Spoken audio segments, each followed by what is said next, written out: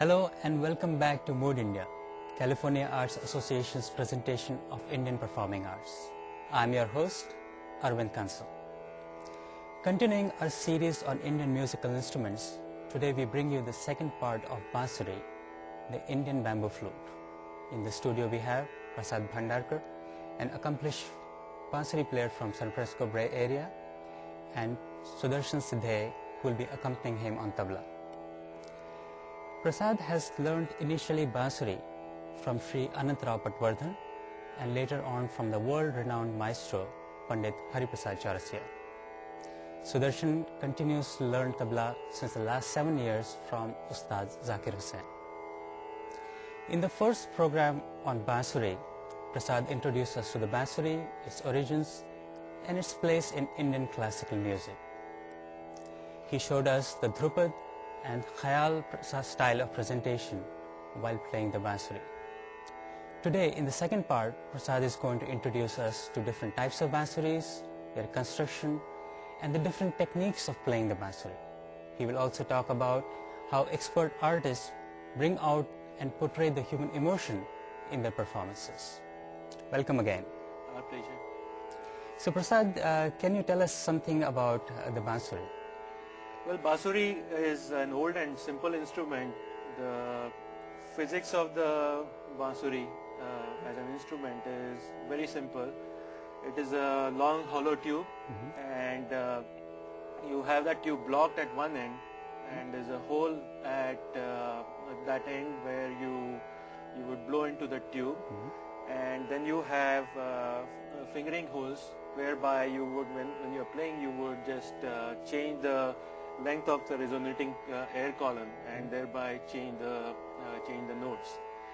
The principle is very simple. In fact, in very old days, they used to have Bansuris, made out of animal bones. So that's prehistoric days, so to say. Over a period of time, various cultures, various forms evolved, took Bansuri into the next level, and the development of Bansuri continued. So what I'm playing is a Indian Bansuri, which is actually made of bamboo, but I do have some more flutes here, which I'm sure we'll talk about. Quite an assortment. So what is it that makes Bansuri special? It looks like there's a lot of range of Bansuris that you have. What is it that distinguishes them? Yes, first of all, the question that people very often ask me is, why do you play so many flutes? And the answer is simple. If you look at this Bansuri and listen to its sound, it has a bass sound. If you take a smaller Bansuri like this, it has the same construction, it has the same 7 or 8 holes and so on, but because the length is small, it tunes to higher notes. So it plays higher chirpy tones, and smaller flutes are very good for folk music because of that chirpiness, whereas larger flutes are good for classical music because you tend to play notes very in an elongated way, and the bass of the sound gives additional effect to it. I see. So, and looks like there are lots of colors and different materials these Bansuris can be made out of. Yes, as I said, various forms of Bansuri, have various forms of them. This is probably the biggest one that I have, a couple of notes lower than the one that I usually play. The longer the Bansuri, the more difficult it is to play because you have to blow in that much more air into it, and also the fingering becomes a little harder. But there are some other Bansuris, like this one is Nepalese version of the flute. It's actually a wooden flute. Construction-wise, it's the same, but it's a little more decorative. Quite ornate looking. Right. This is a flute that I bought in Seattle, actually in Pike Place Market. It's made out of ceramic. As you can see, the construction is essentially the same. 6 holes here and blowing hole, and it's blocked from here. Right. The tonal quality of this flute will be completely different from the tonal quality of this. You can, I don't know how much you can make out on. Oh yes. So Yes. it's very soft and uniform sound. Um, you also have the Western flute, which is quite complex in construction. As you can see, you have various keys to close the holes as opposed to just the holes. But the sound of this flute is also completely different because of the metal and the uniformness of the construction. You can probably make that out.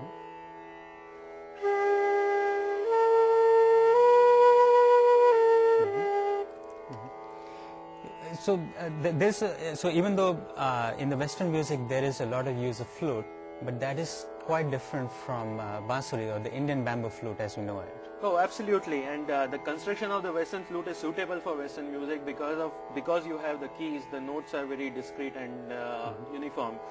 In the bansuri is suitable for Hindustani music because in Hindustani music the lights and slides become so much more important, and unless you have a way to slide between the notes, it won't sound good in Hindustani music. And because you don't have the keys on the bansuri flute, it's much easier to do that. So maybe you could show us some techniques for fingering and moving between the notes and the glides, as you said. Yes, perhaps I can.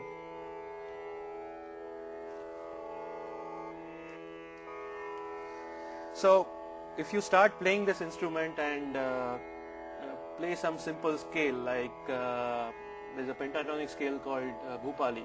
Okay.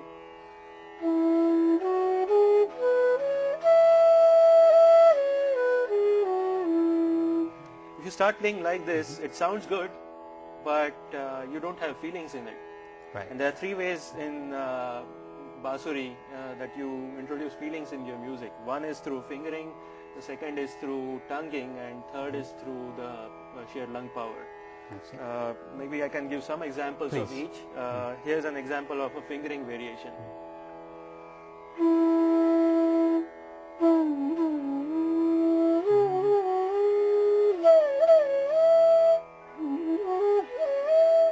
So these are various techniques that have various terminologies in Hindustani music, like gamak and mean and so on. But you can do some of those with fingering. With blowing, you can break the sound in various ways, like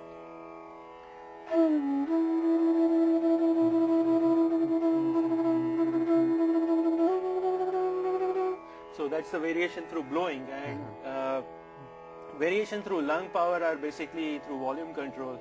You can sharpen or flatten the or reduce or increase the volume, but the trick of the trade is when you try to increase the volume by blowing hard, the pitch tends to go up, so you have to turn the flute around to compensate for that. Oh, I see. That's one way of doing it through blowing. The second way is what is known as in Western music is it's called a vibrato, which is shaking the note Right. through blowing. So when we talked about portraying or bringing out the human emotion in performance, so perhaps you can give us some example of that? Sure. What I'm going to play is a form of music which is called tumri. It's in a rag called rag des, and this is another speciality of bansuri music. Not many instrumental music tends to go towards the semi-classical or folk music as well as the bansuri because of its folk origin. So I'm going to play rag des, and it's in a slightly different style. It's tumri style. Okay.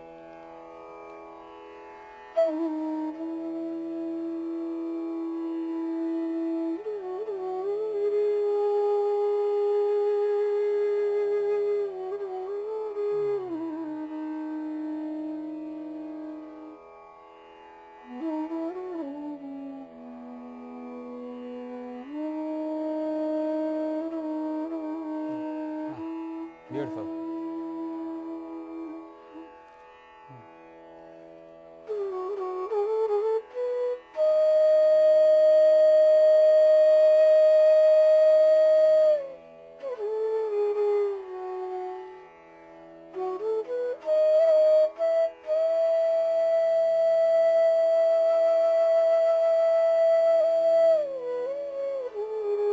Wow.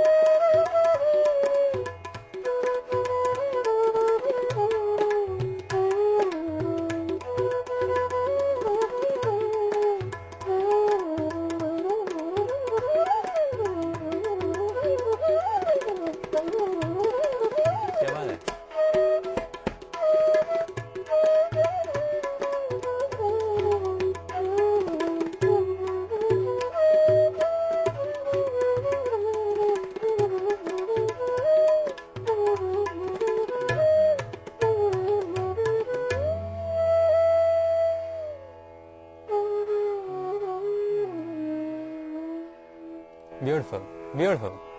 Very, very nice. So in the first part we had talked about Bansuri's place originally in the folk music, and it's only later that it came into the Indian classical music. So could you show some example of folk music? Oh, it's very interesting. You'll notice that just by changing some fingering, the sound of Bansuri starts sounding very folkish, as if you will. You'll probably notice. So this is a dhun in Mishra Pahadi Rag. Folk music doesn't usually depend on very rigidly on a rag. Right, it's much more flexible. Right.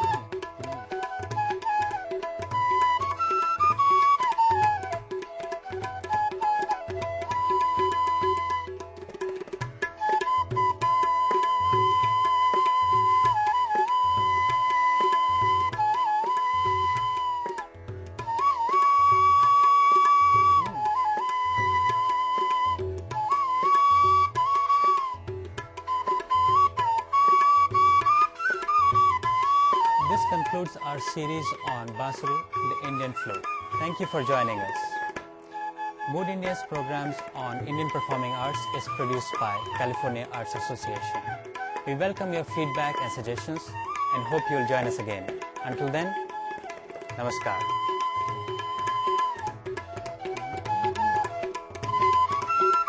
क्या बात है?